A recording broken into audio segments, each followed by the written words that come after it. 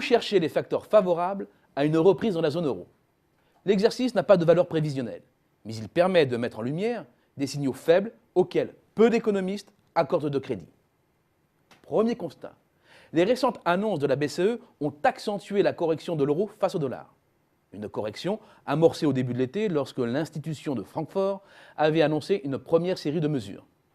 Sous 1,28 $ fin septembre, la monnaie unique est tombée à son plus bas niveau depuis juillet 2013. Une dépréciation favorable aux entreprises exportatrices. Les dernières études en date montrent en effet qu'une dépréciation de 10% de l'euro accroîtrait les exportations en volume de la zone de 3%. Un euro plus faible, c'est aussi un aimant à capitaux américains en mal d'investissement direct. 1. Parce que les cibles libellées en euros deviennent de très bonnes affaires. 2. Parce que le risque de change baisse. Au fur et à mesure que l'euro diminue, le potentiel d'une baisse ultérieure diminue aussi. Un euro plus faible, c'est enfin une arme anti-déflation. La chute de l'euro, c'est donc le moyen d'accrocher l'Europe à la reprise américaine. Deuxième constat, les taux d'intérêt sont au plancher. L'Euribor 3 mois, qui est un indicateur du coût de financement de l'investissement des entreprises et du cycle d'exploitation, est tombé sous le plancher de 0,1%. C'est presque rien, c'est inédit. Ces taux bas facilitent le financement des projets porteurs, ils simplifient surtout la gestion quotidienne et réduisent ainsi la mortalité des entreprises. C'est un élément supplémentaire qui peut faciliter une reprise. Troisième constat, les prix des matières premières plongent, comme le montre l'évolution de l'indice GSCI, représentatif d'un panier de commodités. Les cours ont décroché de 13% depuis le début de l'été.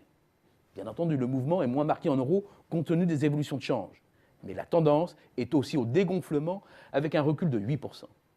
C'est une double bonne nouvelle, à la fois pour les industriels qui ne voient pas s'alourdir les coûts d'approvisionnement, malgré la dépréciation de l'euro, mais aussi pour les ménages via l'allègement du coût de l'énergie.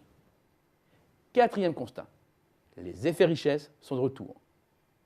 Les bourses européennes sont nettement reparties à la hausse depuis le milieu de 2012.